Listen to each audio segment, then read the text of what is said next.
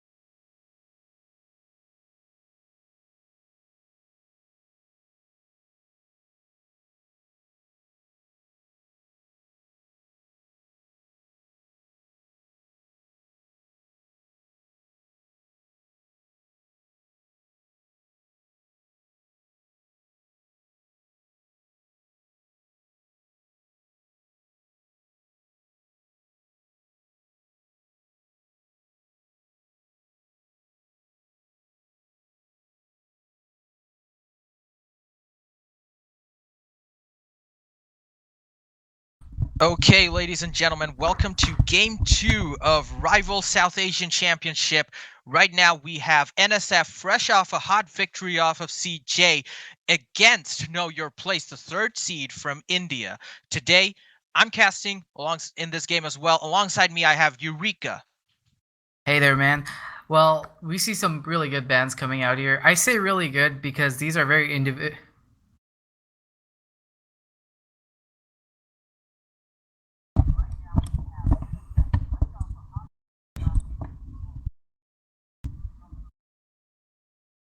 I think we're having some issues with cast right now. Hey there. Okay, so can you hear me? Is Yeah, everything yeah, set? yeah. Yeah, I Sweet. think we're good. We're good. Okay, we see some bands coming out here that are like very individual. Like these teams kind of know each other and they have players that are like kind of friends. So the Fizz band, the Wagar band is definitely for Anubis. These are like one of his signature champions, and his champion pool is actually relatively quite small when you compare it to the other mid laners in this tournament. And Darius, like stellar performance from Aragon in the previous game, and Right. like wow, his shoulders must be hurting after that one. And we see Aurelia, Yasuo bands coming in from the side of Northern Spiral Horns, and these are like one of the main champions of Uvu, so tight. He's a very good player and a very dominant player, so I'm really looking forward to see how this game goes. What are your thoughts on this champ select, my friend? Right now, we do see from Northern Spiral Horns the classic Zion Rakan bot lane, really strong in the early game and really strong throughout the mid game as well. As we saw in the last game, a lot of skirmishes going on in the bot side as both teams look to contest these dragons. After the dragon changes, dragons have pretty much been very, very overhyped because, the new changes, the new dragon souls and everything. And yeah, Rakan and Zaya, really good picks for actually going in for those skirmishes. I mean, I personally don't think it's overhyped.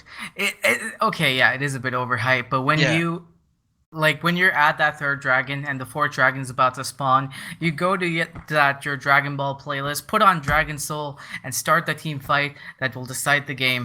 That's how the league is meant to be played nowadays.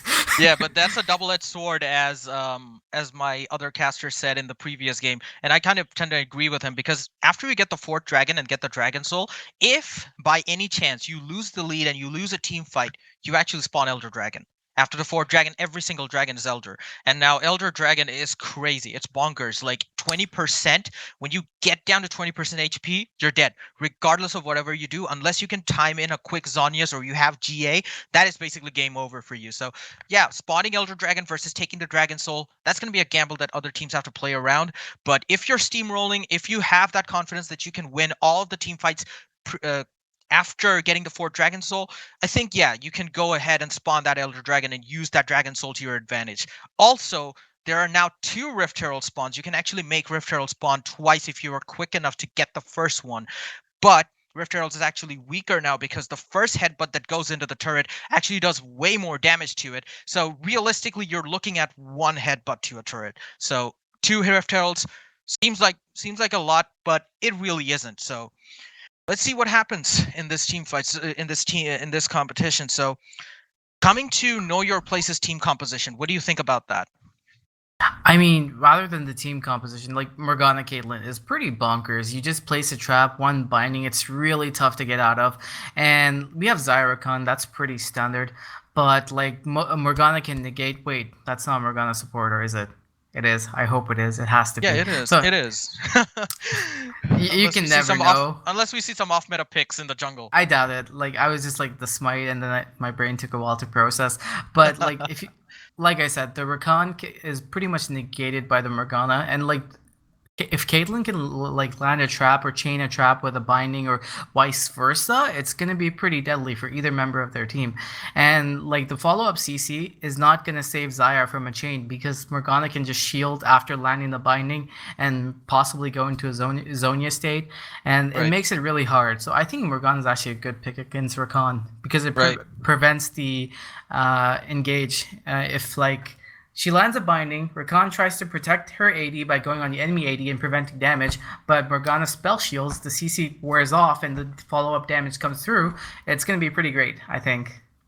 Yeah, and Olaf actually being picked up in the jungle, one of my more favorite champions to play nowadays because you have to like balance successful ganking with farming in this new patch, like in the old days, like in season 9. We're already calling it the old days, despite it being like only 2 weeks. But still, uh, in season 9 before this patch, you could have probably gotten away with a few botch ganks because of the catch up XP and how XP Mm-hmm. was shared between two laners. Now that those Mm-hmm. two areas have been addressed, like you don't have catch up XP and you gain way less experience in terms of shared experience. So if your jungler camps your mid lane Mm-hmm. and stays in the bush for like 3 minutes, like some Bronzy, obviously you're going to have some problems in the mid lane because you're going to get under leveled, you're going to get underfed, and possibly the mid laner is going to have like two or one or two levels over you, and that pretty much basically means game over for the mid lane if you're playing against a snowbally champion. However, Olaf really suits this new jungle because he can power farm. Remember, camps spawn at 2 minutes now instead of 2 minutes and 30 seconds, so he can like clear the jungle really quick and be ready for skirmishes whenever he's needed. Karthus, on the other hand, very solid control jungler, very solid in this new jungle as well, because he can power farm actually faster than Olaf, and he doesn't really need to do anything from the jungle other than, use his R. I joke, but still, Karthus is a really solid counter ganker. If he gets into a counter ganking position where the enemy jungler has already wasted his spells to actually engage on the enemy laners, Karthus can just go in, use the wall, and use his AoE to negate any sort of pressure that the enemy jungler might have. And that is really crucial for the teams in this patch because jungle control is essential to winning games. You need those Dragon Souls, you need those two Rift Heralds to actually push down turrets. And if you can actually get those, and if you can actually get those objectives and start rolling, you can maybe look to get those mid game skirmishes off and scale well into the late game. I mean, when you look at Olaf and when you look at like the 2v2, I think it's obviously an advantage for the Camille Olaf lane or even for Right, Olaf is just very strong in these scenarios. So right, we will probably give over skull control over to the Olafs. And in favor of the Karthus, he probably wants to avoid running into a big bearded man with a helmet on and just screaming at you. You probably really want to avoid that, no matter how much right, of a manly death lich you think you are. right, It's not going to end well for the Lich here. And like looking at all of this, I think that Olaf is probably like think about the invade potential here. He could go into the enemy jungle. You say that like that the jungle camps are like more valuable and botch ganks are going to be way more costly, but when like the invades are actually kind of interesting because if you can waste even a little bit of time for the enemy jungle, the right. camps just respawn like almost instantly, so it's like you can just keep farming anyway.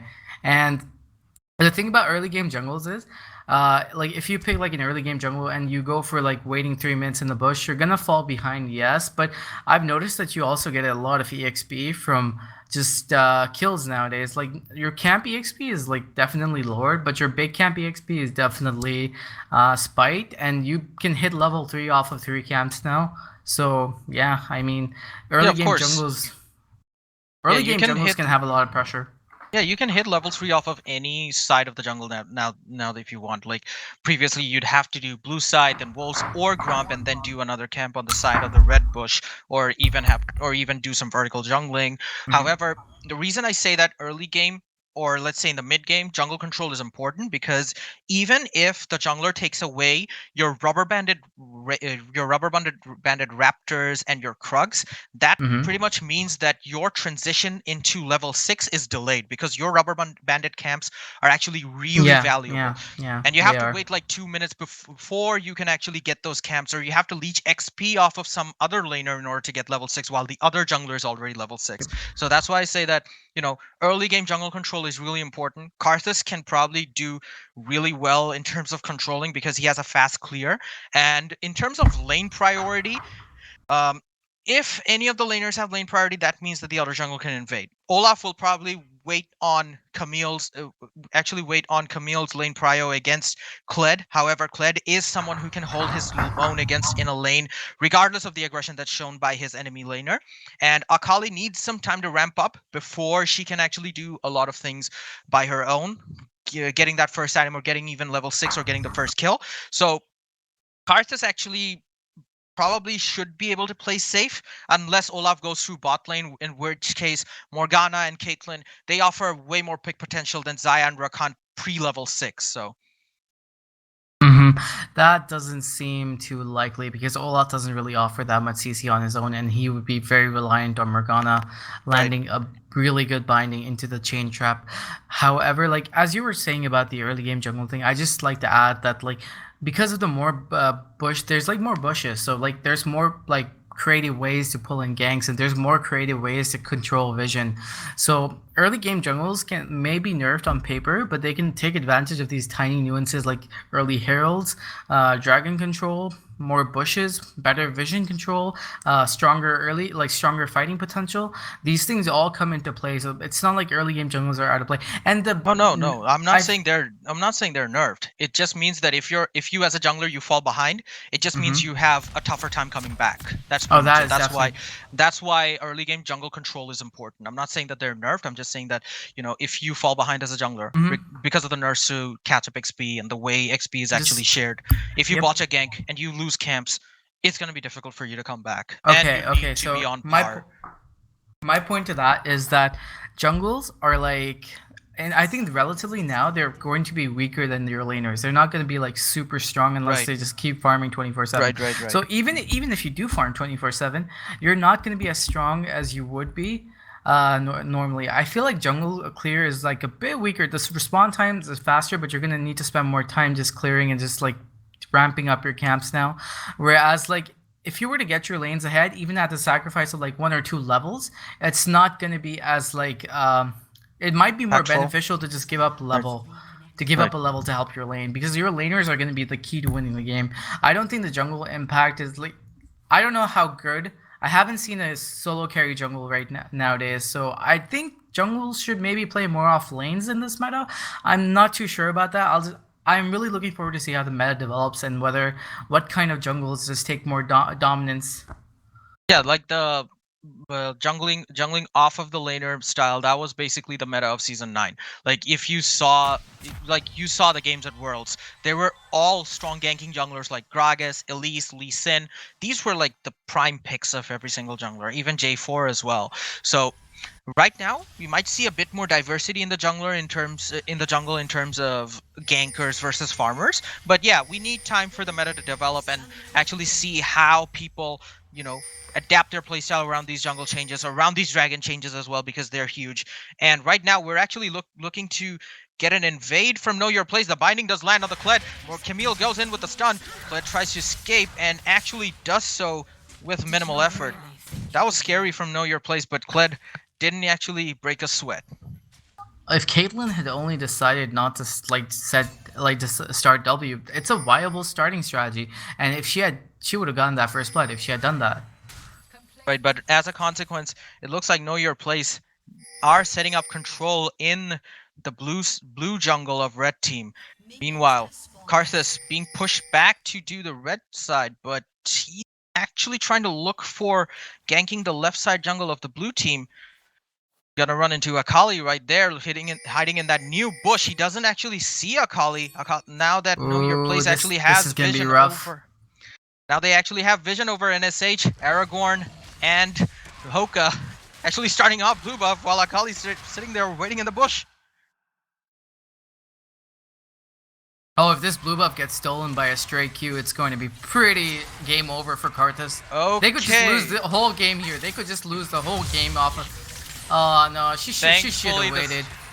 thankfully, the smite comes in, and Karthus gets to secure the blue buff away, so nothing doing. Olaf doing a little bit, both junglers doing a little bit of vertical jungling right there, but Olaf would be in the better end, would be getting the longer end of the stick because he does get that wolf camp. Right now, we do see a engage coming in the bot lane. As you know, as you've said, that the Morgana binding in the trap, Ooh. doing quite a bit of damage to the Xayah right there.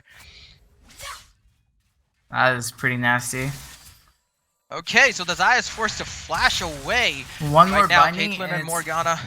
Right now, Caitlyn and Morgana laying down the pressure on the lovers bot lane, and Karthus going back into his jungle while Olaf had to clear the Grump. As you know, the Grump does give more XP, so Oh, it's man. more valuable to take away. But in the bot lane, Caitlyn and Morgana have a lot more priority, so Olaf's gonna probably play more through that bot lane. Karthus Olaf already has his entire bottom side to clear. Karthus is already behind a lot of time, and that's not what he needs. The champion he's playing needs to rev up and very quickly if he wants to be I relevant think we're in looking this at game. a first blood situation here. Rakan just barely manages to go away. And, oh man, this bot lane, they're going ham on the opponent right now. Know your place. Actually making NSH know their place. Definitely making a statement there.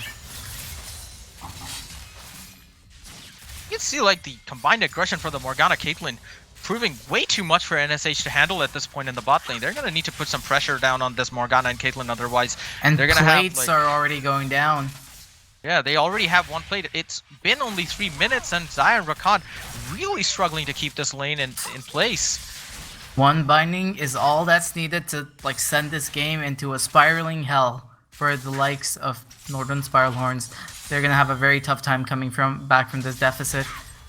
Yeah, in terms of 1v1, Camille mid versus Kled mid. This is really interesting. And, you know, like, in terms of mid lane gank setup, I think Camille has way better chances of setting up a gank for Olaf.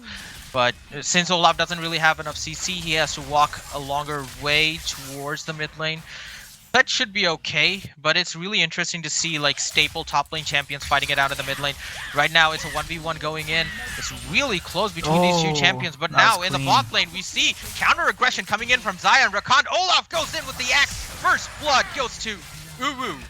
And now Hoka might be in trouble as well as he goes in. What are you doing right there? Olaf picks up the double kill.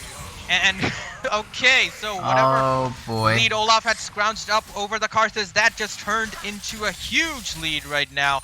And bot lane, Know Your Place's bot lane can just play really, really comfortably as they've set their bot lane behind. They might be even going for a dive. The binding just edges out right there. But they're still laying on the harass, still going on there. Caitlyn, oh my goodness, that was kind of, I don't know. But meanwhile, Rise actually comes in through behind. Kled misses the hook onto the Caitlyn, but I'm pretty sure they will be able to secure this they'll be able to secure this kill. NSH getting one back for their bot lane. Okay, so the game is going pretty chaotic now. Like TP's coming in and the fight's going on earlier than I expected. When you're playing a champion like Karthus, you really want to avoid fighting into an Olaf, but the deficit at bottom lane was really massive. And like that just forced Karthus to try and do something, and Olaf was right there for the answer, and that ended up costing them a lot. And we already see a 2K goal lead at 5 minutes and 40 seconds. That is just massive. And 2 plates already taken at the bottom lane as well. I guess you could say the goal lead is ooh so big. That's pretty good wordplay over their names. And right now, I just wanted to highlight something like how jungle picks actually influence the map indirectly. Like, you know, when a Karthus is playing and you have mobile champions like Akali and Camille, you're playing Akali and Camille who are really strong at evading ganks, right? They have mobility spells, they have counteracting spells to actually turn a fight 2v1. But when a Karthus, a weak ganking jungler, is actually playing... But before I can start, there's another play onto the bot lane. That's an easy kill. That's really textbook coming out from Know Your Place. Xayah getting caught out by the binding, and that spells instant death because EDX Dog and Cranko, they know what they need to do. They know their preferred combo that they have to get off, and Zaya just gets bursted out of nowhere. Mane is really behind right now. He's behind 23 CS. He's already given away 2 kills. This really doesn't look good for NSH's bot lane. Oh, definitely, dude. Like, I can't imagine what NSH bot lane is feeling right now. The wave keeps resetting, plates keep going down, the goal lead just continues to grow, and we have a Karthus jungle on our team. Like, what do we do? Okay, so Karthus gets ambushed by both Camille and Akali, gets splat right there, but Kled comes in with a charge. Akali barely escapes with a flash, and Karthus just keeps falling behind and behind. Olaf is already, I think, yeah, he's level 5 and Karthus is just level 4, and Olaf just takes away his blue buff. For NSH's bot lane and for NSH's jungler, this game will prove very difficult to actually come back from. Oh boy. Yeah, it's just like one of those games in solo queue where like it's hard to come back from a deficit that big. Oh, and there's a binding coming in again. The Caitlyn combo. Is it going to be enough to kill the Rakan? It is, but Kai'Sa might be able to get a kill back. They do in the mid lane. Ooh, so big kills NSH Anubis, but Morgana takes the revenge for her AD carry, killing the Xayah, and then Karthus gets taken down. Double kill coming in from Ooh, so big. Karthus just has to watch and stand as Camille makes a swift exit, and Olaf. I mean, Xayah must have been happy with that. Olaf gets taken down by something. I don't know what, but he does get taken down by something. Maybe it's the wolf camp? I'm not sure. That's pretty strange. But yeah, I just wanted to talk about how jungle picks actually indirectly influenced the map before the game went bonkers. So yeah, like when you're playing against a Karthus with mobile champs like Akali and Camille, you know that even if the Karthus tries to gank, the gank setup isn't that strong. Like let's say for example you're playing against a Ryze, one root, one binding, that's it. The Kled, the chain, Camille can easily dodge it. So that gives you way more safety to actually, you know, push in the lane, push the enemy under the tower, and just outright play aggressive. That just gives them a lot more safety compared to having, let's say, a CC heavy jungler or a gank heavy jungler in your opponent team. And Karthus really struggling to keep pace with Olaf, who's already completed his jungle item, but Karthus is actually struggling to complete his right now. Do you have any more thoughts on the Xayah Rakan versus Kate Morgana matchup? Any more thoughts? I really don't think I do, honestly, because this is a matchup that's already been lost for Xayah and Rakan, to be very honest. Like, you look at the item differences, Caitlyn already has a Stormrazor, while Xayah can only scrounge up a Berserker's Greaves, a Longsword, and a Doran's Blade.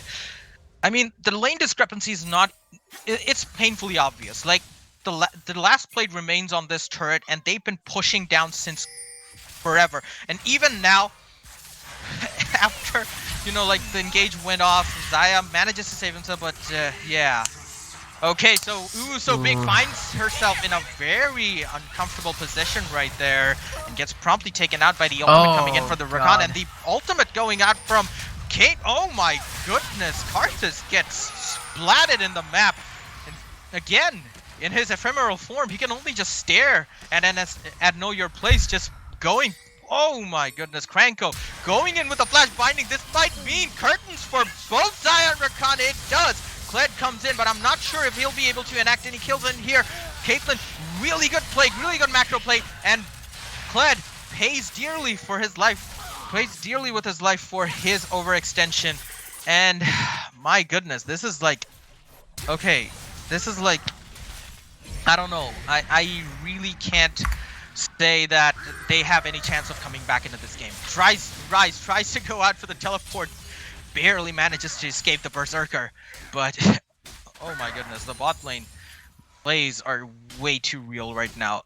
Before 10 minutes they got the first turret. They're already up by 9 kills and an almost 10k gold lead. It's like a 7.9k. So I might be wrong regarding the math. don't at me.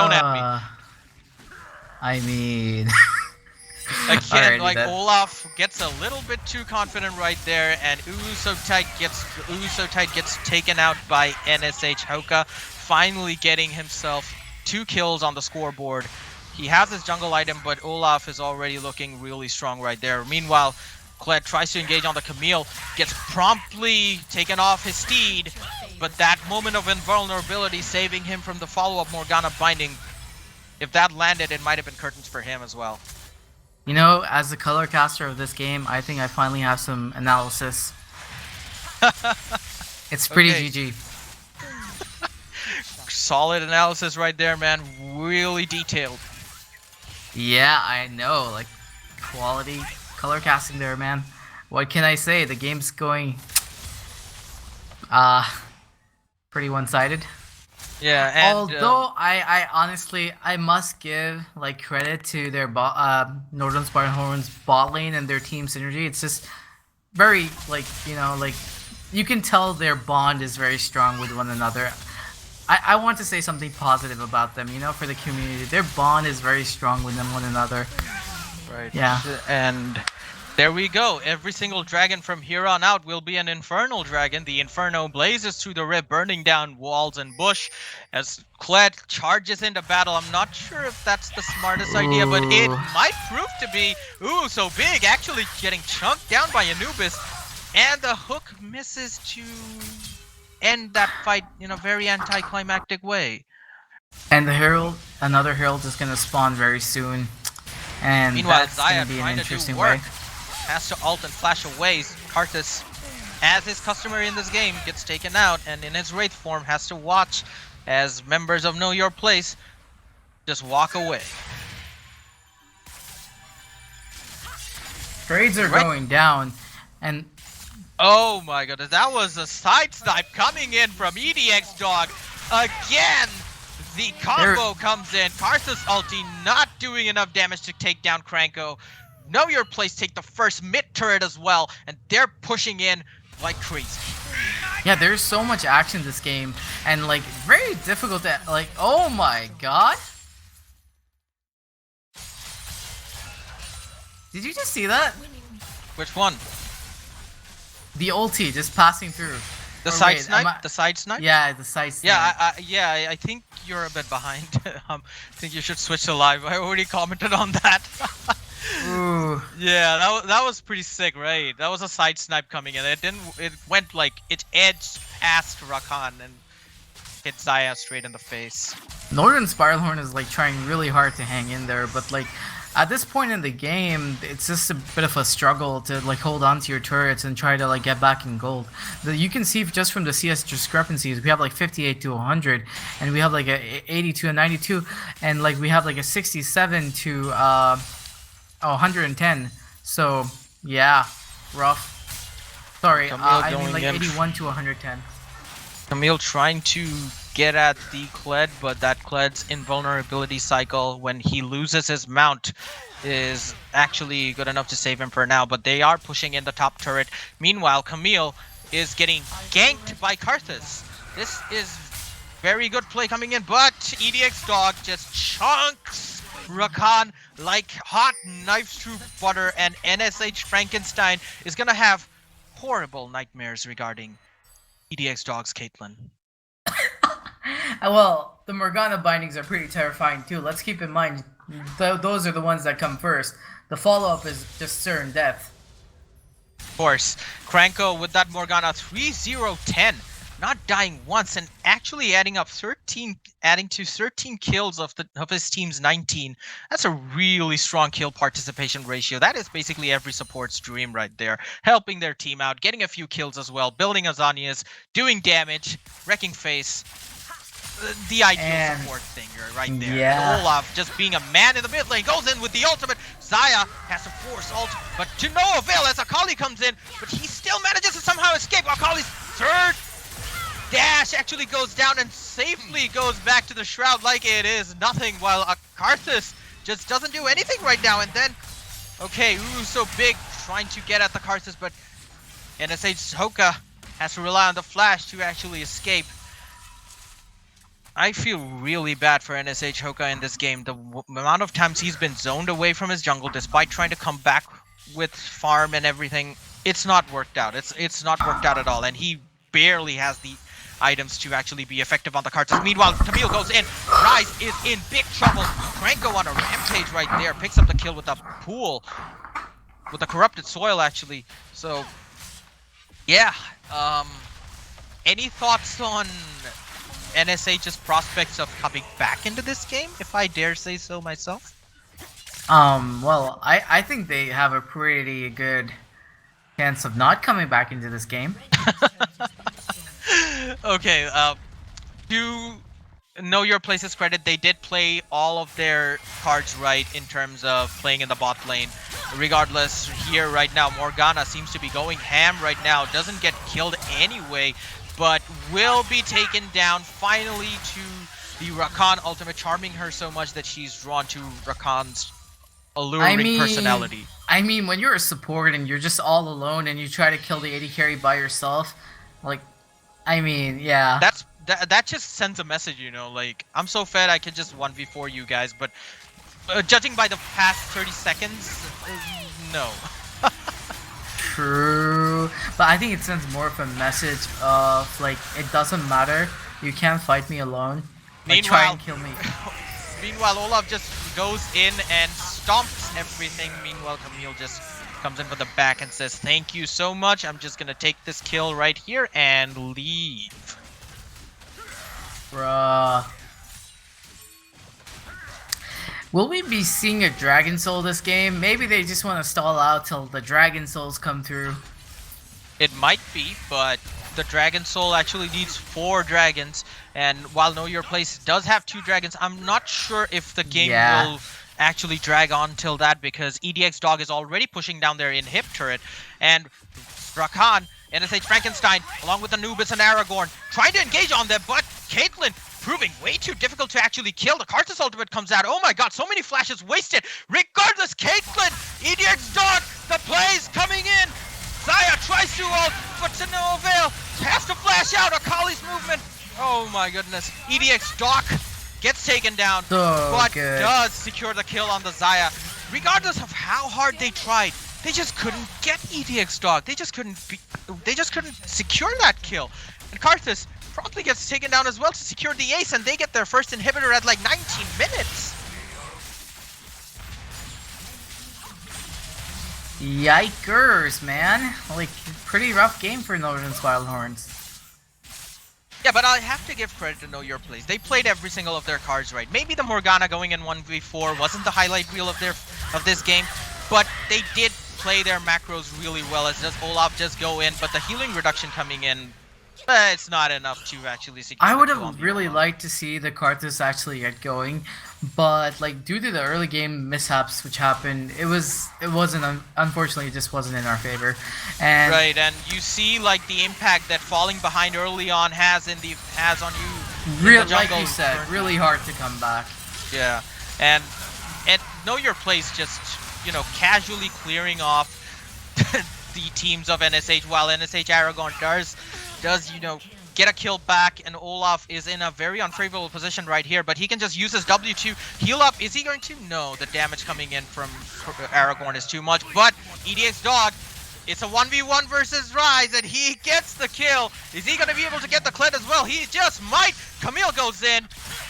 He doesn't need the Camille at all. EDX Dog, good enough by himself to take 2 members of NSH out all by himself.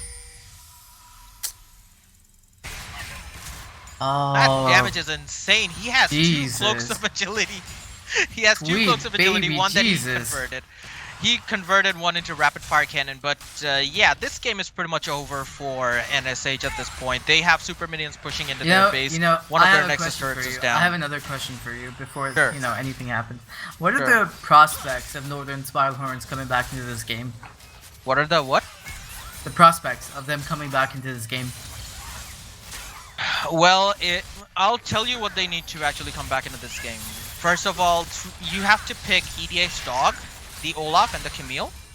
I mean, you need to pick Uso tight, you need to pick EDX Dog, and you need to pick Uso big. Have them sit in mid lane, have them press and hold their S button, and allow them to get killed 3 times, I think then we'll have a chance of NSH coming back into this game. Because, Know Your Place have been just absolutely dominant so far.